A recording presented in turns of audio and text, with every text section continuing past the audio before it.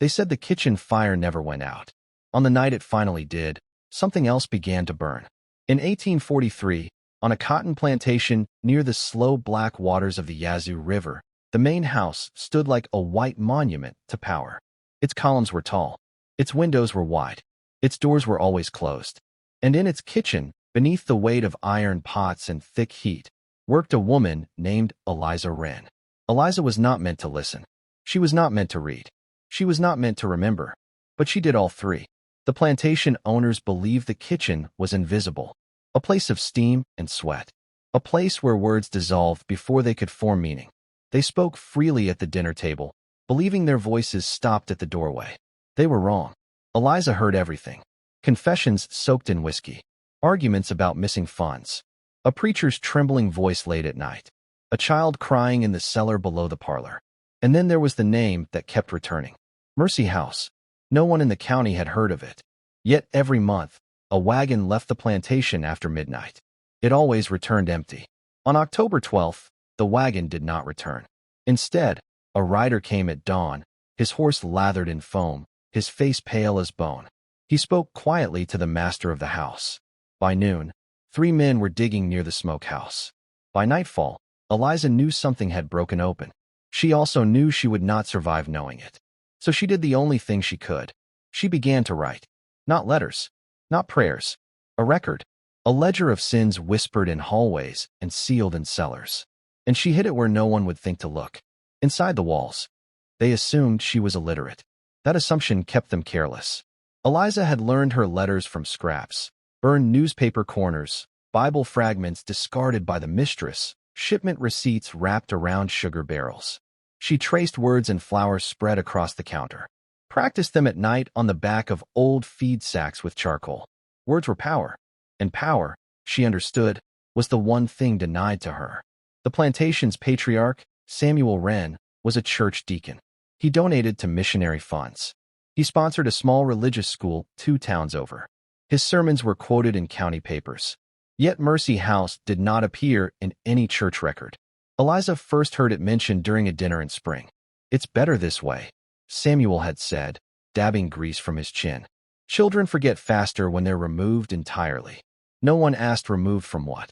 The preacher, visiting from the seminary, replied softly, "The Lord requires sacrifice for purification." They spoke like men discussing livestock. Eliza wrote that sentence down later, hands shaking. The cellar beneath the house had always unsettled her. It smelled of damp earth and iron. Officially, it stored preserves and wine. Unofficially, it sometimes held something else. On certain nights, she heard soft scraping below the floorboards of the kitchen. Once a whisper, once a cough. When she asked the overseer about it, he smiled too widely. Rats. But rats do not sob. The wagon that left each month carried covered crates. Not large enough for grown men. Too carefully handled for supplies. And always accompanied by the preacher. One evening, as Eliza carried biscuits to the dining room, she paused outside the door. Samuel's voice was low and urgent. "If the town finds out what Mercy House truly is, we all hang." Silence followed. Then the preacher replied, "No one will find out. The cook can't even read." In the kitchen, Eliza pressed her palm against the wall. She had already written 3 pages. It wasn't on any map. Not officially. Mercy House stood deep in the cypress marshes beyond county lines, built where the river forked and the fog never fully lifted. It had once been a missionary orphanage, established after a fever outbreak left dozens of children without parents. That was the story. The real story was buried beneath the floorboards. Eliza learned its location by accident. One of the field hands, a boy no older than 15, disappeared after being accused of theft. They said he ran, but she had seen the overseer bind his wrists. The wagon left that same night. 3 weeks later, Eliza found a scrap of fabric tangled in the wagon's axle after it returned. It was from the boy's shirt. She kept it, and she listened harder. Mercy House was described in fragments over dinner conversations. "It reforms them," the preacher said once. "It corrects defects," Samuel added. Defects, as if children were broken tools. The plantation funded Mercy House quietly. So did 3 other prominent families in the county. Donations passed through the church treasury. Records were altered. Baptism registries conveniently burned in a kitchen accident one winter. Eliza's ledger began to fill with names. Children sent away after minor infractions. Orphans who arrived at the plantation seeking work and vanished within weeks. Even a visiting seminarian who questioned the preacher's accounting. None returned. One stormy evening, lightning struck the smokehouse. Flames climbed fast.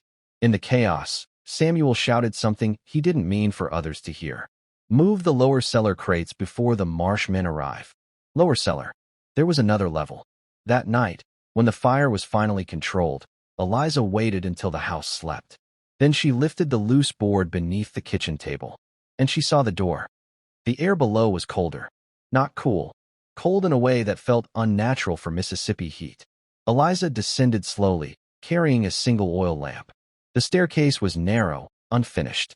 Dirt walls reinforced with planks. The smell was overwhelming, metallic and sweet at the same time.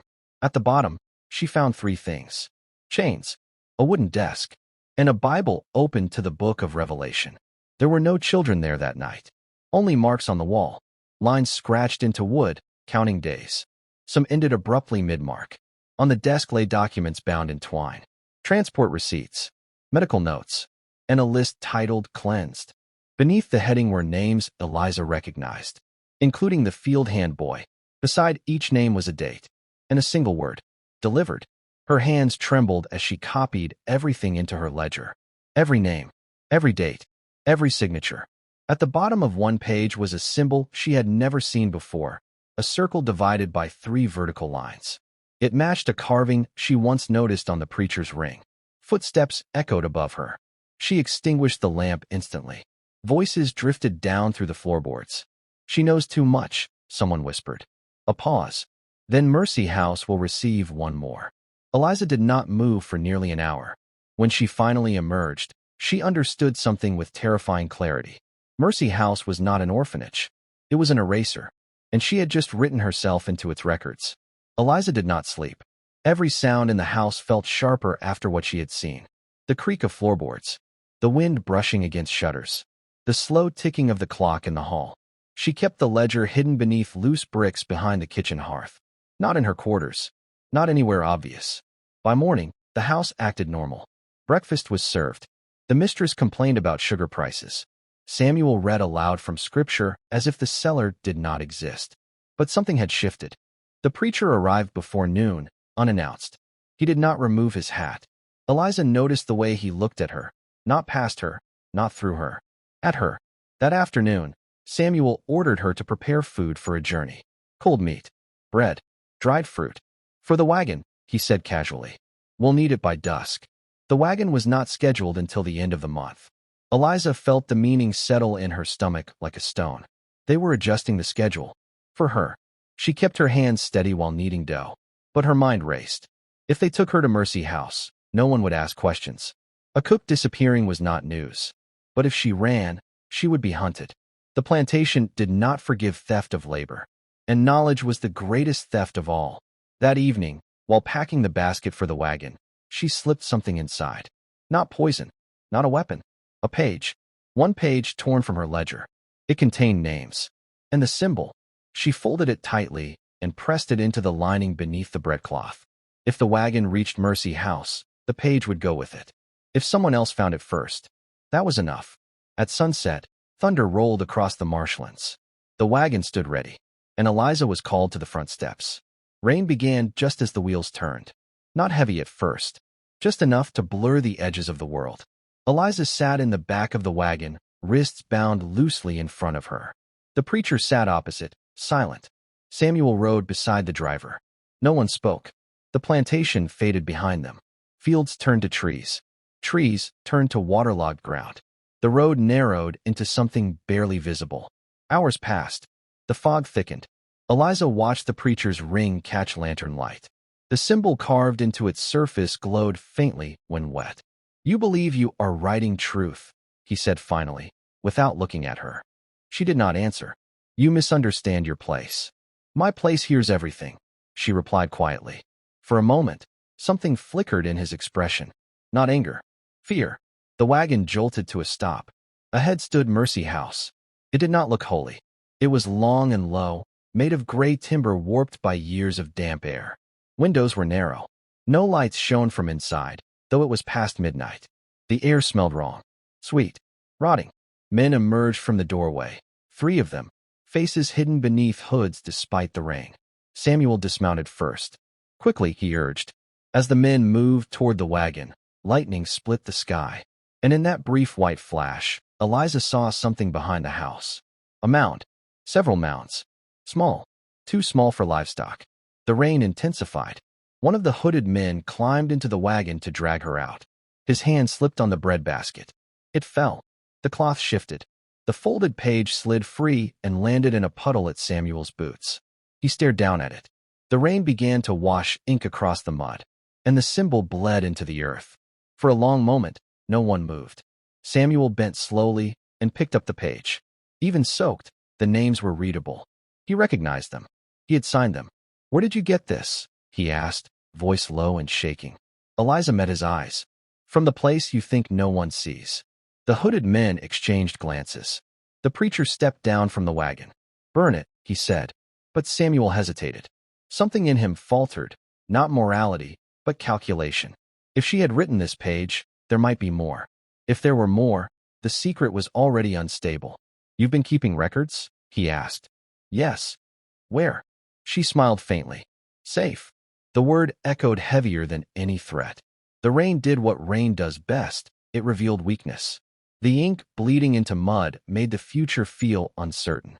Paper was dangerous. Written proof was worse. Samuel turned to the preacher. "If she's told someone." "She hasn't," the preacher snapped. "Fear keeps the uneducated silent." Eliza spoke again. "Fear also makes people desperate." Another flash of lightning illuminated the mounds behind Mercy House. One of the hooded men stepped back slightly, as if uncomfortable for the first time. The preacher made a decision. Bring her inside. But Samuel did not move. Instead, he looked toward the marsh. And then, quietly, he said, "We return." The preacher stared at him in disbelief. "You would risk exposure?" "I would risk delay," Samuel replied. "If she has written more, we must find it first." The hooded men faded back into the doorway. Mercy House remained silent, and the wagon turned around. Eliza did not know whether she had bought time or made her death slower. They arrived back at the plantation before dawn. No one slept. Samuel ordered the overseer to search the kitchen, the quarters, the smokehouse, every inch of property. The preacher stayed close to Eliza, watching her like a hawk studies movement in tall grass. They tore apart her bedding. They ripped open flour sacks. They pulled bricks from the hearth. But they did not find the ledger, because she had moved it 2 weeks earlier. After the first time she heard her name spoken in a whisper, the ledger was no longer in the kitchen. It was not in the cellar. It was not even on the plantation grounds. Eliza had trusted only one person, an elderly washerwoman named Ruth, who traveled between plantations carrying laundry. Ruth had a grandson in town, a grandson who could read. Samuel's frustration grew visible by noon. Sweat darkened his collar. His temper shortened. "If you've sent word beyond this property." "I wrote the truth," Eliza interrupted. "The truth belongs to those who can control it," the preacher said coldly. Outside, the fields remained silent. Workers sensed tension but asked no questions. By evening, the search slowed. They had found nothing. Samuel stood in the doorway of the kitchen, watching Eliza as she prepared supper. For the first time, she saw uncertainty in him. Secrets are stable only when unwritten. And somewhere beyond his reach, ink had dried. That night, Samuel made a decision that would change more than one life. He would not send her back to Mercy House. He would send someone else. Ruth's grandson was 17. His name was Caleb Moore. He worked at the general store in town, sweeping floors and keeping inventory. He had a quiet way about him. Observant. Careful. The kind of boy adults forgot was listening. Ruth gave him the bundle wrapped in oilcloth 3 nights after Eliza was taken to Mercy House and brought back. "Don't open it here," she warned. Caleb waited until he was alone in the storage shed behind the store. Inside the bundle was the ledger. Not a diary. Not ramblings. Records. Names. Dates. Notes written in tight, deliberate handwriting. Mentions of Mercy House. Of children delivered. Of funds transferred through church accounts. And the symbol. A circle marked by 3 vertical lines. Caleb had seen that symbol before. It was carved into the wooden pew of the small church near the town square. Subtle, nearly hidden. He flipped further into the ledger. There were descriptions of the lower cellar, the chains, the second staircase, and at the back, a final page written more hastily than the others. If this reaches you, know that Mercy House is not salvation. It is removal. If I disappear, do not let them erase me. Caleb read the sentence twice. He did not yet understand the full weight of what he held, but he understood enough. That same week, the local newspaper printed a short notice. Field laborer suspected of theft flees property. No investigation followed. Disappearances in the county were common enough to go unquestioned, especially among those without family names attached to land deeds. Caleb looked at the list again. There were more than 20 names. Some he recognized, some he did not. But one stood out. A visiting seminarian from 2 years earlier. Reported missing. Never found. Caleb closed the ledger slowly and realized this was not just about a plantation. It was about the church. The following Sunday, the church was full. Word had spread that Reverend Nathaniel Pike would deliver a sermon on moral decay. His voice carried authority in the county. He advised families, blessed marriages, oversaw donations, and quietly, he oversaw Mercy House. Caleb sat in the back pew, the ledger hidden beneath his coat.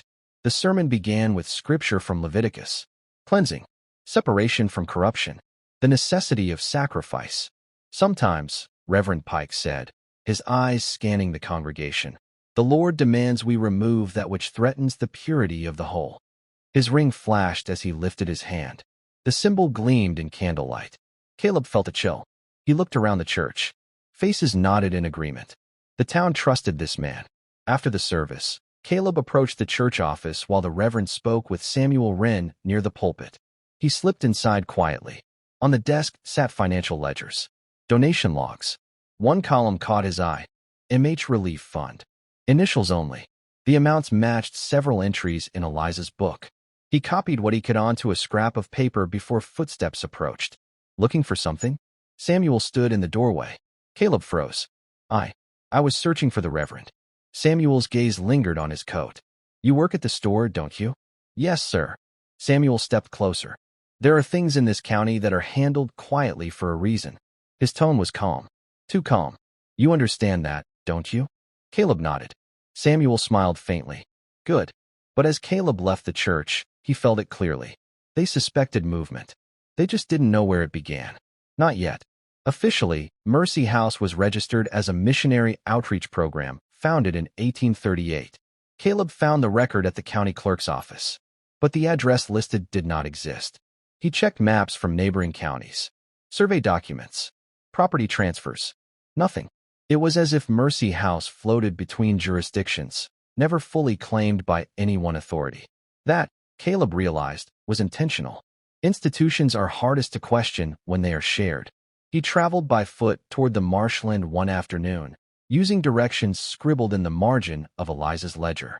The path narrowed as he approached the cypress trees. The air thickened.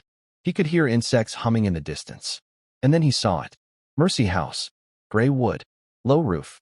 Windows like slits. It looked abandoned in daylight, but smoke curled faintly from a chimney. Caleb crouched behind thick brush.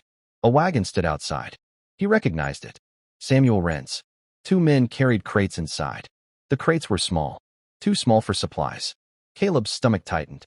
A child's cough echoed faintly from within the building. He pressed himself lower into the mud.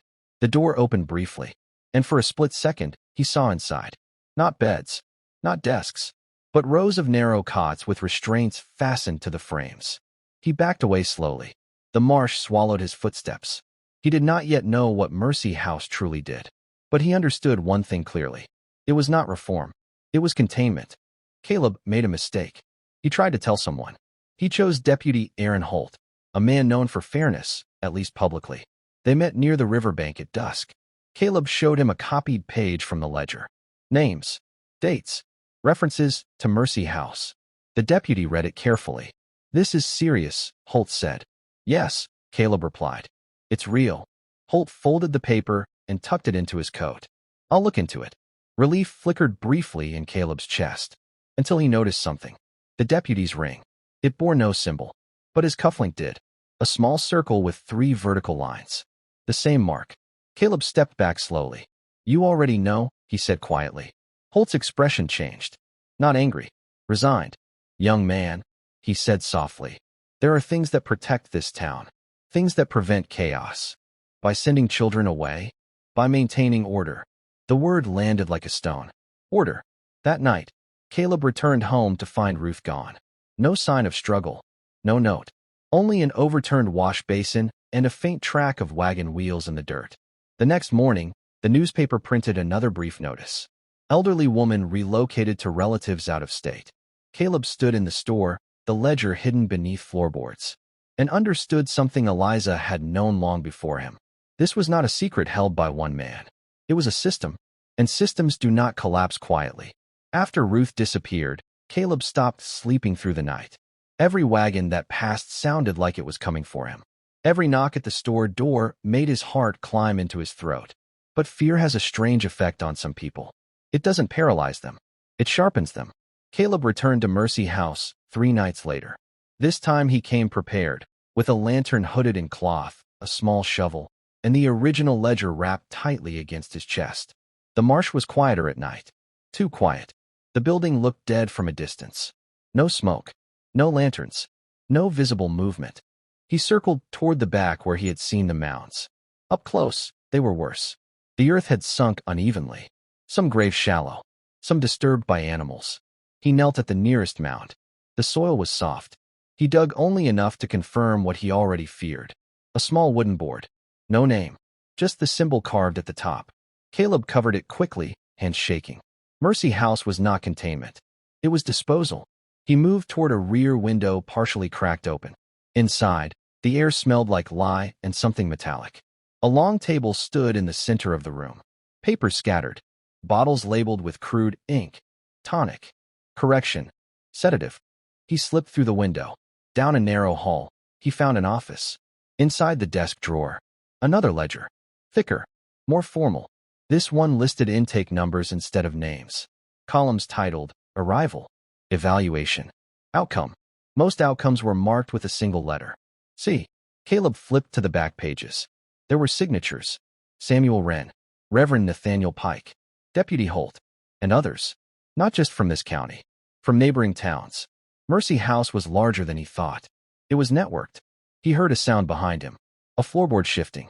He froze. The door creaked open slowly. And a voice whispered from the dark. You shouldn't have come back. The voice did not belong to a man.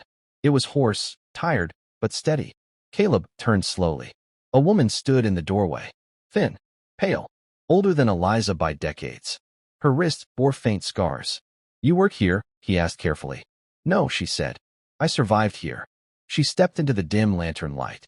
My name is Clara. She had arrived at Mercy House 20 years earlier after being declared unfit by a church committee in another town. Too outspoken. Too curious. She had questioned financial records during a charity drive. They sent her for reform. She was 16. They separate us at first, Clara said quietly. Isolation. Fasting. Scripture readings for hours. If you resist, they mark you difficult. She pointed toward the ledger. Difficult ones are evaluated. And the C? Caleb asked. She hesitated. Cleansed. The word felt heavier in the air than in ink. Clara had survived because illness struck Mercy House during her 3rd year. Fever spread among the staff. In the chaos, she escaped into the marsh and hid. No one searched long. They assumed she had drowned. She stayed nearby, watching, waiting. For what? Caleb asked. For someone to finally see it. She looked at the ledger in his hands. They think erasing names erases truth, she said. But truth leaves marks. Caleb told her about Eliza. About Ruth. Clara listened carefully. They'll move quickly now, she said. Exposure forces panic. As if summoned by her words, a lantern flickered to life outside the building. Voices approached. More than 2. Clara stepped back toward the hallway. There's a lower room, she whispered. Not in the plans. Under the east wing. Caleb's stomach dropped. The cellar, he said. She nodded. And that's where they keep the ones they haven't decided about yet. They moved fast. Down a staircase hidden behind a false wall. The air grew colder with each step. The lower room was larger than the plantation cellar Eliza had described. Iron bars lined one side. 3 cots occupied the center. 2 were empty. 1 was not. A boy lay there, no older than 10. His wrists loosely bound. Eyes open. Too quiet. Caleb knelt beside him. It's all right, he whispered. The boy's lips trembled. They said I was broken, he breathed. Above them, footsteps echoed. Doors slammed. Search the grounds, someone shouted. Clara grabbed Caleb's arm. There's no time. But Caleb looked at the ledger in his hand. Then at the boy. Then at Clara. Help me, he said. They lifted the child carefully. He was lighter than he should have been. Malnourished. Weak. They moved toward a second exit Clara had described, a narrow tunnel leading toward the marsh. As they reached it, the sound of boots thundered overhead. Angry voices. Orders barked. Find them. The tunnel was tight and damp. They crawled. Mud soaked their clothes. Behind them, Mercy House roared with sudden activity. And for the first time since Eliza began writing, the institution felt threatened. They did not expect fire. As Caleb, Clara, and the boy emerged from the tunnel into thick reeds, an orange glow flickered behind Mercy House. At first Caleb thought it was lantern light. Then smoke billowed. Shouts turned into screams. Someone had knocked over a lamp during the search. Or perhaps, someone had decided evidence burns faster than paper. Flames climbed the wooden walls quickly. The marsh wind fed them. Men ran in and out, dragging crates. Not rescuing children. Saving records. Caleb clutched the ledger tighter. Clara stared at the fire with something unreadable in her eyes. They'll blame vagrants, she said softly. Or lightning. The boy coughed weakly. They moved deeper into the marsh until Mercy House was nothing but a burning silhouette. By dawn, only smoke remained. News traveled fast. By noon, the town gathered near the church steps. Reverend Pike addressed the crowd with sorrow in his voice. A tragic accident, he said. A noble mission lost. Samuel stood beside him, expression grave. Deputy Holt nodded solemnly. No mention of missing children. No mention of graves. Caleb watched from the edge of the crowd. Clara stood hidden in shadow. The boy lay resting in Ruth's abandoned shed. Mercy House had burned, but its signatures remained, and Eliza's ledger still existed. The fire did not end the secret. It forced it into the open, and the town was about to choose silence or reckoning. 3 nights after the fire, the town gathered again. Not for prayer, for control. The meeting took place in the church basement. Windows shuttered. Lamps turned low. Only landowners, church elders, and law officers were invited. Caleb wasn't meant to be there, but he was. Hidden behind stacked crates near the coal furnace, the ledger pressed flat against his chest. Reverend Pike stood at the front of the room. Mercy House is gone, he began.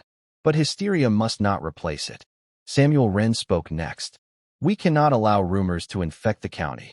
What was done for order, for stability. A murmur of agreement. Deputy Holt stepped forward. There are already whispers. If proof exists, papers, testimony, we must secure it.